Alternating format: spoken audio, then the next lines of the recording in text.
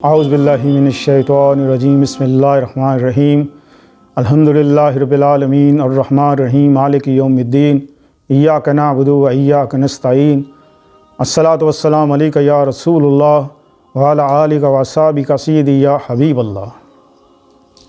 YouTube channel से कारी मोहम्मद रियाज़ कुरैशी का सलाम। अस्सलामु अलैकुम व रहमतुल्लाहि व बरकातहू।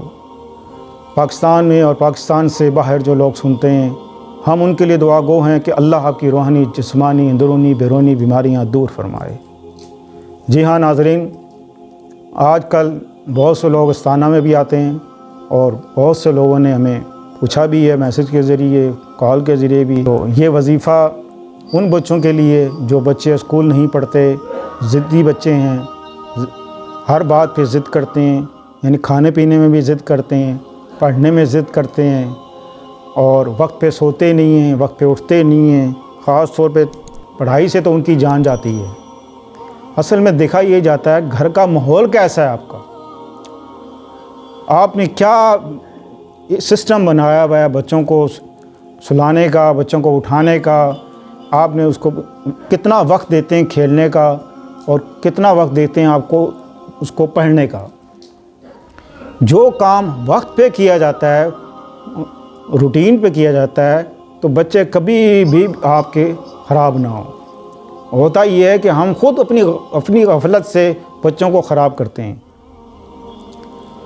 तो अब 4 साल का या 4 साल का बच्चा आप स्कूल में दाखिल कर देते हैं, है कोई बात? 4 साल का सीने से लगाना चाहिए बच्चे को, माओ को तो सीने से लगा के रखना चाहिए। हम उठा के स्कूल में फेंक देते हैं। फिर वो मायाँ आती हैं, जी बच्चे स्कूल नहीं जाता, बच्चा स्कूल नहीं, ज़िद बड़ा करता है, स्कूल नहीं जाता। 4 साल का बच्चा क्या है, वो तो फरिश्ता है, वो तो फरिश्ता है, मासूम। उसको क्या पता स्कूल, उसको क्या पता बुकें, उसको क्या पता किताबें। तो आप खुद भी उसको डांटती हैं, फिर स्कूल में का भी हाल कोई नहीं। तो लिहाजा कम से कम बच्चा 5-6 साल का हो जाए तब आप उसको स्कूल में डालें। तो आजकल जो ज़्यादातर कंप्लेन आती है ना, वो 9 क्लास और 10 क्लास,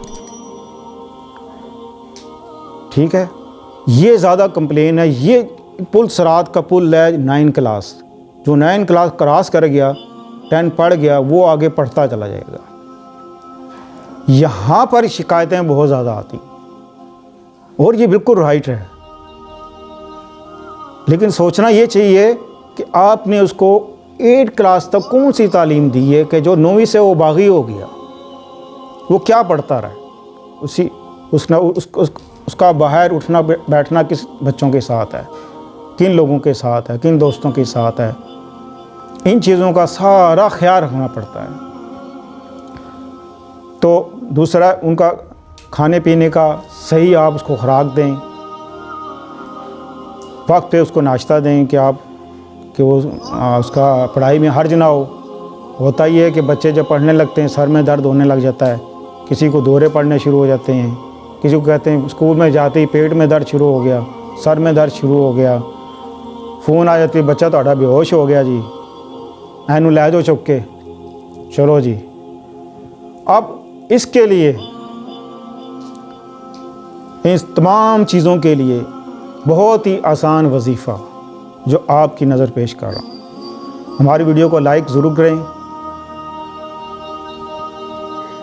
रब्बी ज़िदनी इल्मा 70 बार या 101 बार, बेहतर 101 बार है। अगर आपको मुश्किल लगे तो आप 70 बार पढ़ लें। 70 बार पढ़ने का भी अनलिमिट में ही होता है। अव्वल आखिर दुरूद शरीफ आप पानी पे दम करें, वो पानी आप बच्चों को पिला दें। बच्चे 2 हों, 3 हों, 4 हों, सबको पिला दें। ये रूटीन में पिलाना है आपने, रोज़ाना पिलाती रहेंगी इंशाअल्लाह अज़ीज़, आपके बच्चे ज़िद करना छोड़ देंगे, आपके बच्चों को कोई तकलीफ़ नहीं होगी, कोई परेशानी नहीं होगी और खुशी खुशी वो स्कूल जाएंगे, ट्यूशन जाएंगे, आपकी बात मानेंगे, जैसा आप कहेंगे वैसा करेंगी। बच्चों को प्यार से, मोहब्बत से और समझाया करें। बच्चे प्यार के भूखे होते हैं, प्यार से समझाया करें।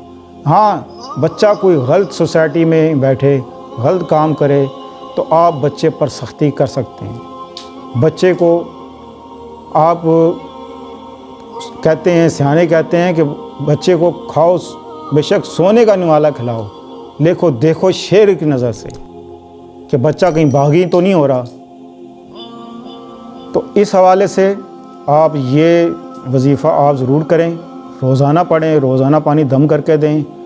और जब बच्चे घर से स्कूल के लिए जाएं, बाहर ट्यूशन के लिए जाएं, बाहर पढ़ने की जो निकलने की दुआ है वो सिखाएं, आने की दुआ सिखाएं कि बच्चे ये पढ़ के जाया करो, ये पढ़ के आया करो।